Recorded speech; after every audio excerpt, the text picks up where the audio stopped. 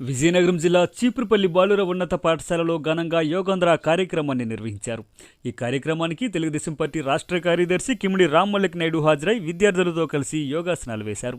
ఈ సందర్భంగా ఆయన మాట్లాడుతూ యోగా చేసిన తర్వాత మనసంతా ఎంతో ప్రశాంతంగా ఉందన్నారు.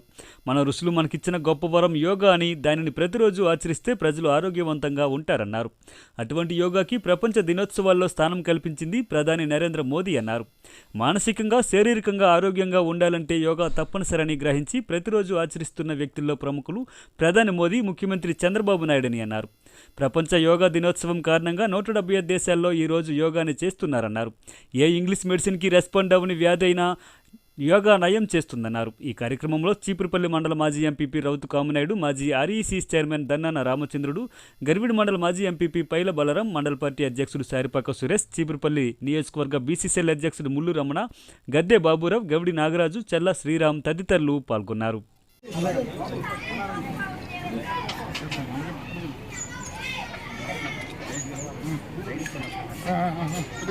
గుండ్రంగా తిప్పండి. 1 2 3 4.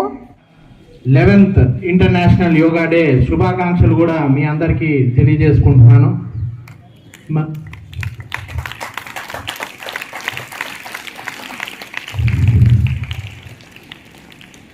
మనం చూస్తే ఇప్పుడు దాకా గత 40 నిమిషాలుగా మనం ఇక్కడ యోగ సాధన చేస్తున్నాం.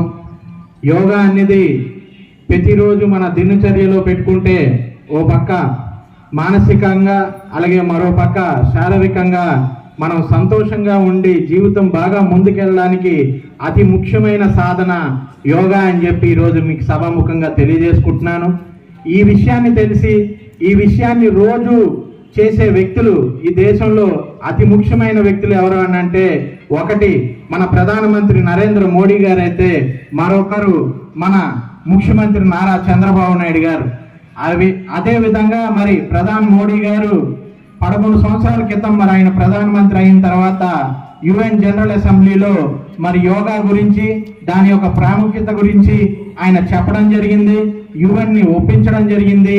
ఒప్పించిన తర్వాత జూన్ 21వ తేదీన మరి ఇంటర్నేషనల్ యోగా డే కింద దాన్ని ప్రకటించి గత 10 ఏళ్ళుగా మరి యోగ సాధన ప్రతి కుటుంబం కూడా చేయాలన్నట్టు ఒక ఆయుష్ అని చెప్పి దానికోసం ఒక మినిస్ట్రీని పెట్టి మన యోగా గురించి, మన పురాణత ఆచారాల గురించి, మన ఏవైతే మందులు ఉన్నాయో వాటన్నిటి గురించి, హెర్బల్ మెడిసిన్ గురించి, వీటన్నిటి గురించి కూడా ఒక ప్రత్యేకమైన మినిస్ట్రీని పెట్టి మరి ప్రధాని మోడీ గారు ప్రైమ్ మినిస్టర్ అయిన రోజు నుంచి కూడా, అదే విధంగా మరి 2014లో మరి ముఖ్యమంత్రిగా చంద్రబాబు నాయుడు గారు అయిన తర్వాత కూడా ఇక్కడ ఆంధ్రప్రదేశ్లో కూడా ప్రతి కుటుంబం బాగుండాలని చెప్పి మరి ఆరోగ్యం మీద ఎక్కువ దృష్టి పెట్టిన ముఖ్యమంత్రి నారా చంద్రబాబు నాయుడు గారు.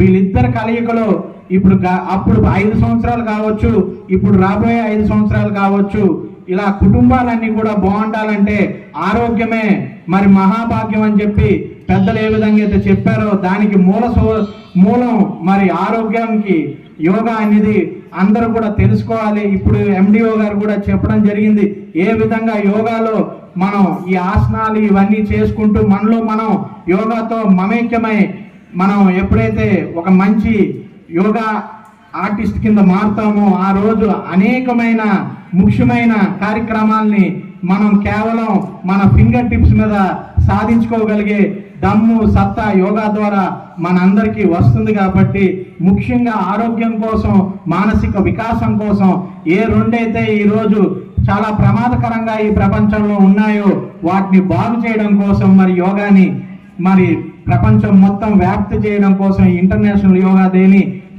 పెట్టడం జరిగింది. దాని ద్వారా ఈరోజు దగ్గర 12 లక్షల చోట్ల 175 దేశాల్లో ఈరోజు మనతో పాటు యోగా చేస్తున్నారు అని అంటే ఈ యోగాకున్న ప్రాముఖ్యత, మన పురాణత ఆచారాలకున్న ప్రాముఖ్యత మన అందరికీ దీని ద్వారానే అర్థమవుతుందని చెప్పి మీ అందరికీ సభాముఖంగా తెలియజేసుకుంటూ